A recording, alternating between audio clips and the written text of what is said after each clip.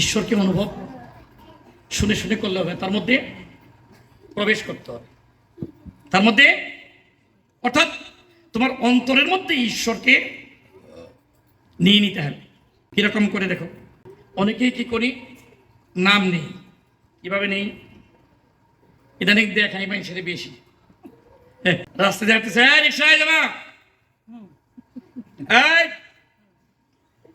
লোক দেখানো। দেখো, তুমি যখন কোনো বিষয়ের মধ্যে প্রবেশ করবে নীরবে নিঃশব্দে একাকী, তখন শুধু তোমার প্রভু এবং তুমি থাকবে, অন্য কেউ থাকবে না গো। আমি তোমাকে চাই। কিভাবে চাই?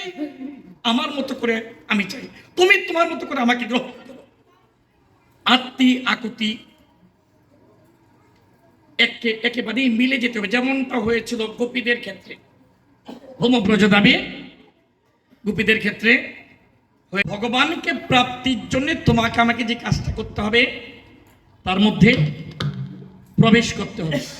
এখন তুমি বলবে যে আমি তো ব্রাহ্মণ না, কি না, আমি পূজা জানি না, আমি তো ক্ষত্রিয় না, আমি বৈশ্য না, শূদ্র না, আমি চণ্ডাল। আচ্ছা বাবা, ভগবান কি কথা বলেন? কোথাও বলছেন এই কথা?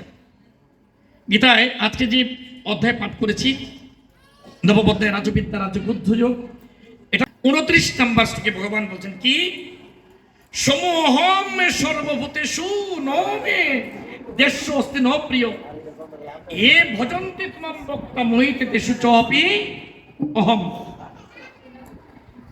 এই পৃথিবীর সবাইকে আমি কি দেখি? সমান দেখি। আমি কি দেখি? সমান দেখি। কাহার প্রতি আমার কোনো বিদ্বেষ ভাব নাই। কেউ আমার প্রিয় নয়, কেউ আবার আমার অপ্রিয় নয়। যিনি আমাকে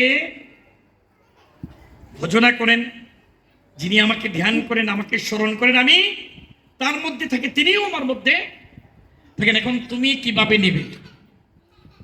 দেখো, আমরা যারা যারা আছি আর কি, বিপদে না পড়লে ভগবানের নাম হয় না।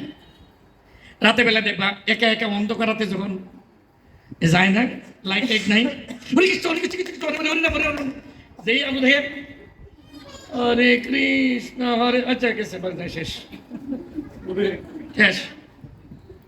বিপদ না হলে ভগবান নাই, বিপদ হলে বিপদ ভঞ্জন মধুসূদনের শরণাপন্ন। কিন্তু একটা কথা মনে রেখো, আবারও বলি, তুমি যখন অ্যামিউজমেন্ট করবে, অ্যামিউজমেন্ট মিনস চিত্ত বিনোদন, চিত্তের অধীশ্বর ভগবান, তাকে বাদ দিয়ে কোনো আনন্দ করতে যেও না। বলা তো যায় না এই আনন্দই তোমার শেষ আনন্দ হতে পারে। So in every single moment, in every single activity তাকে স্মরণ না করে কোনো কিছু করতে যেও না। ভগবান কি বলছেন? তিনি বলছেন ইয়ৎ করসি ইয়ৎ পশ্নাসি ইয়ৎ ইহসি দদাসি ইয়ৎ ইয়ৎ তপস্যসি কন্তে তৎ কুরুষ্য মত অর্পণম। তুমি যা কিছু করো সবকিছু তুমি আমাকে নিবেদন করো। এমন বলবে যে আমি যদি ভগবানের নাম সরলে উহা উহা হবে না। হ্যাঁ, তবে ইদানিং দেখছি আর কি, বিভিন্ন জায়গায় কিছু কিছু লোকজন আছে যে আকাম কুকামের সময় বেশি করে নাম দেয়, পরিণতি কি? মৃত্যু পর্যন্ত হয়। তিনি সচ্চিত আনন্দ ঘন বিগ্রহ, অবহেলায় অবজ্ঞা অনাদরেও তার নাম নেওয়াটা ঠিক না, শুদ্ধ চিত্তে নেওয়াটাই উত্তম। হ্যাঁ,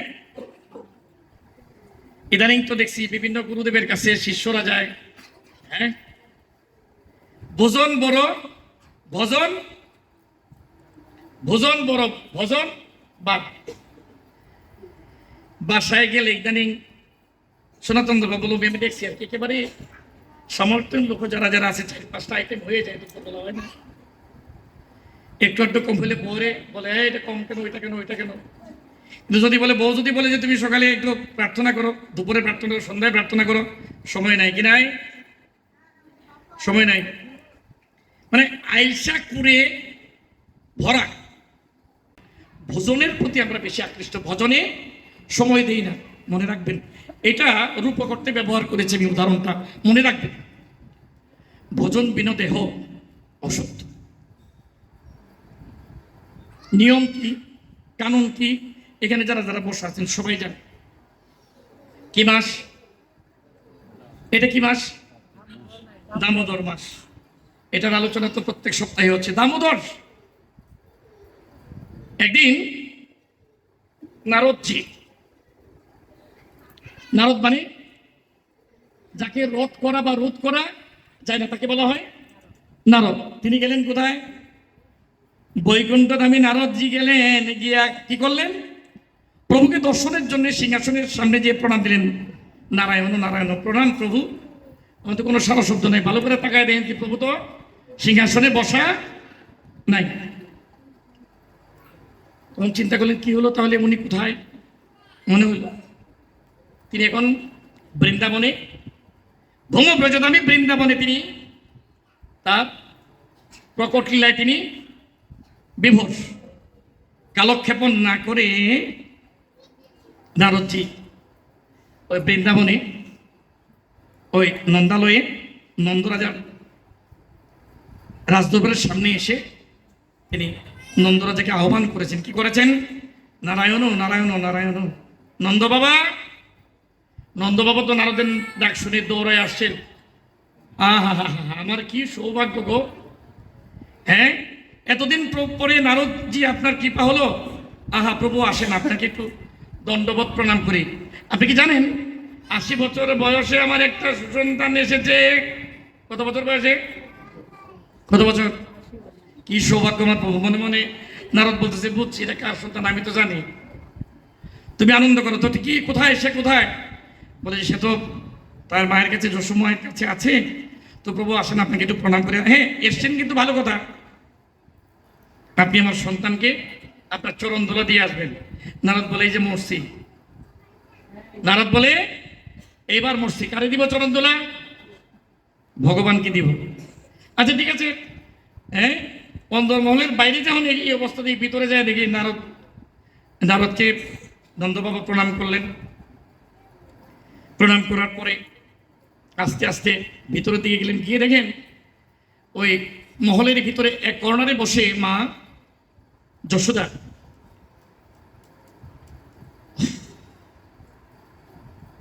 এই অখণ্ড ব্রহ্মাণ্ডের নায়ক, যার পিতা নাই, যার মাতা নাই, যার জন্ম নাই, যার মৃত্যু নাই, যার কোনো ক্ষুধা নেই, তৃষ্ণা নেই, তাকে কোলে বসিয়ে তার স্তন সুধা পান করাচ্ছেন কে? যশোমা। তো এই দৃশ্য দেখে ওই দিক দিয়ে আবার বৈকুণ্ঠ লোক থেকে ব্রহ্মা দেখতেছে। ব্রহ্মা বলে বা বা বা প্রভু, কি হেরিলাম এই দুই নয়নে প্রভু। বেদে আমি লিখেছি তোমার কোনো বাবা নেই, মা নেই, তুমি জন্মেও না, তোমার মরণ নাই, তোমার জন্ম নাই, তোমার কোনো ক্ষুধা লাগে না, তৃষ্ণা লাগে না, তুমি কারো অধীন না, তুমি এখানে মাতৃ সুধা পান করছো। প্রভু তোমার লীলা তুমি করো, কারণ তুমি তো জগদীশ্বর, সবকিছু তুমি। আমার লেখা মনে হয় কোথাও ভুল আছে। তো নারদ তো দেখে তো বলে তো হতচকিত হয়েছে, এটা কি দেখতেছি আমি। তো নন্দমা, নন্দমা, মা আমি নারদ, মা নারায়ণ নারায়ণ। কয় প্রভু তুমি আসছো? নারদজি তখন যেই ডাক দিছে নারদ, গোপাল একটু তাকাইছে, তাকে মা যখন উঠে তারা চুল ধরে টান দিতেছে যেন মা ওদিকে না যায়। কোন দিকে? নারদের দিকে। বলে তুমি আমাকে আটকাচ্ছ কেন? বলে না, শুধু জোর করে টেনে ধরে। নারদ এই লীলা দেখে বলে প্রভু তুমি কি আমাকে চিনতে পারছো না? আমি নারদ, আমি নারদ, তোমার চরণের দাস অনুদাস, আমি নারদ। আমাকে চিনতে পারছো না প্রভু? ভগবান তো এখানে, ভগবানের শক্তি, ভগবতীয় সত্তা নাই কেন? বাৎসল্য প্রেমে তিনি ব্যাপক, তার ভগবতীয় সত্তা এখানে লুপ্ত। পদ্মপুরাণ কি বলে জানো? অহম ভক্ত পরাধীনঃ, আমি আমার ভক্তের ভক্তির কাছে আমি পরাধীন। তো নারদজি বলতেছে তুমি আমাকে চিনতে পারছো না প্রভু? আমি তোমার চরণের দাসের দাস, আমি তো তোমাকে দর্শন করতে এসেছি। তুমি গোলকে নাই, তুমি এখানে। গোলকে ভগবান কি? তিনি নিত্য কিশোর, আর এখানে নিত্য শিশু। যিনি বিরাট সরাট, তিনি মধ্যমাকার একটা ছোট্ট বালক বা শিশু হয়েছে। চিন্তা করা যায়। দেখো, যিনি নিরাকার তিনি আকার ধারণ করতে বাধ্য হয়েছে।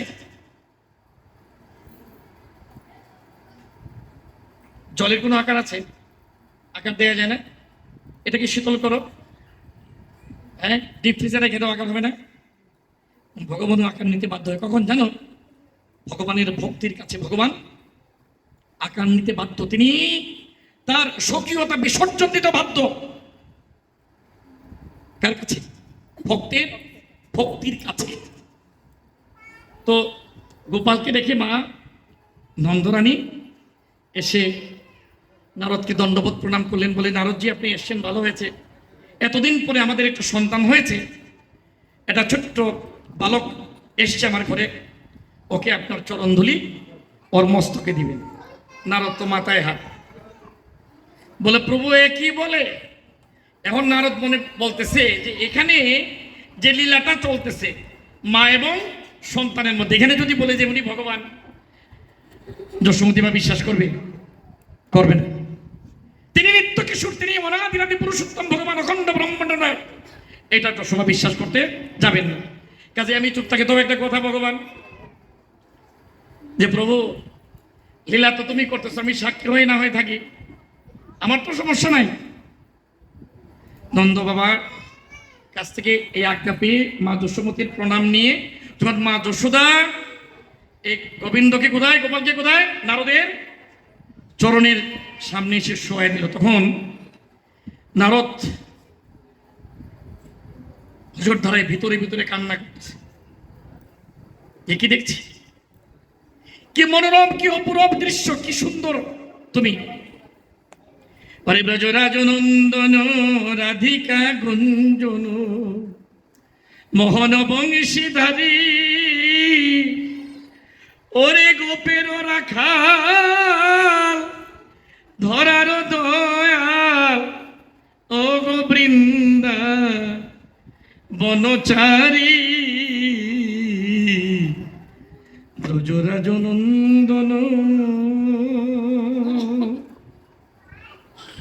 ভগবানের এই শিশুরূপ দেখে তিনি চরণ দিবেন কি, তিনি ভগবানের চরণ স্পর্শ করে চরণ ধুলি মাথায় নিয়ে এখান থেকে বেরিয়ে আসলেন। বিষয়টা এই মাস, কোন মাস? দামোদর মাস। তো স্বল্পমা পুরুকারক, পুরাণ বলে কি বলে? স্বল্পমা মানে এই মাসকে সনাতনী আচরণের যোগীরা, ঋষিরা, বৈষ্ণবরা, গোবিন্দ ভক্তরা এরা বিশেষ গুরুত্ব দিয়েছেন। কেন দিয়েছেন বলেন তো? ভগবানকে বাধা যায়, শিশুকে বাধা দুইবার গেছিল মাত্র। একবার কে? অর্জুন, দুর্যোধনকে, দুর্যোধন তার রাজ্যের মানে রাজ ক্ষমতা দিয়ে তাকে একবার বাধার চেষ্টা করেছিল। ভগবান কি করেছেন? তার ঐশ্বর্য শক্তি দিয়ে। আর বেঁধেছেন কে? পরিপূর্ণ বন্ধনকে দিয়েছেন মা যশোদা। কেন? কেন বলেন তো? কি ভাই, কারণটা কি ছিল? কারণ একটা ছিল, অত্যন্ত সুন্দর কারণ ছিল। সত্যযুগে যেতে হবে। কোন যুগে? সত্যযুগে। এই মা যশোদা সত্যযুগের ধরা সত্যি। তাকে ভগবান অর্থাৎ পূর্ণ ব্রহ্ম নারায়ণ তিনি কথা দিয়েছিলেন কি, যে তুমি বর প্রার্থনা করো। তখন এই মা ধরা সত্যি বর প্রার্থনা করেছিলেন যে আমি তো নিঃসন্তান, আমার কোনো সন্তান নেই, তো তোমাকে অতিথি রূপে নারায়ণ হিসেবে তোমাকে ভোজন দেওয়ার জন্য আমি আমার শরীরের যে স্পর্শকাতর অঙ্গটা আমি দান করেছি, ওটা তুমি আমার কোলে বসে পান করবে, এই কথা দাও। কথা সত্য না? ভগবান বলছিলেন তাই হবে, তথাস্তু তাই হোক। এই বৃন্দাবন লীলায় এই কার্তিকেয় মাসে, এই দামোদর মাসে, দাম মানে দড়ি, দাম মানে দড়ি বা রশি, উদর মানে পেট। এখানে দেখো ছোট বাচ্চা আছে, মানে বাচ্চা কিন্তু একটা স্থির নাই, বাচ্চাকে একটা স্থির আছে। আরেকটা সমস্যা আছে, দেখো ইদানিং কিছু বাবা মা আছে নাকি তা চলে আসলে, গুরুজি কি আমার ছেলে তো কথা শুনে না, তিনটা কথা, পড়াশোনা করে না, কথা শুনে না, খায় না, কয়টা কথা। আচ্ছা নিজের দেখো, তুমি যখন বাচ্চা ছিল তোমার কি কেউ পাইছে নাকি? হ্যাঁ, তোমার কেউ পাইছে? বাচ্চাদেরকে নিয়ে এরকম করে অভিযোগ কারো কাছে দিতে নেই, কারণ বাচ্চাদের সামনে বললে ওদের মন সংকীর্ণ হয়ে যায়। তো গোপাল কি করলো? ওই ব্রজে অর্থাৎ এই বৃন্দাবনে কি করতো? তিনি গোপীদের সাথে নিত্য লীলা করতেন, হ্যাঁ, ওই মাখন চুরি করতেন, এটা সেটা, অর্থাৎ বাচ্চাদের যে আচার আচরণ ছিল সবটাই করেছেন। একদিন একটু বেশি উৎপাত শুরু করছে। তো পাশের বাড়ির লোকজন, হ্যাঁ, এসে বিচার দিছে তোমার গোপালের যন্ত্রণা এত পারি না, ওরে তুমি বান্ধে রাখো, ওরে বান্ধো। এখন তো বিচারের পরিমাণটা এত বেশি হয়েছে, মা চিন্তা করে যে না আজকে তোরে ভাববো। কি দিয়ে ভাববে, কিসে ভাববে? সামনে একটা মধু কল ছিল, আগে তো তোমার ডেকে ঢুকেছিল না এরকম করে,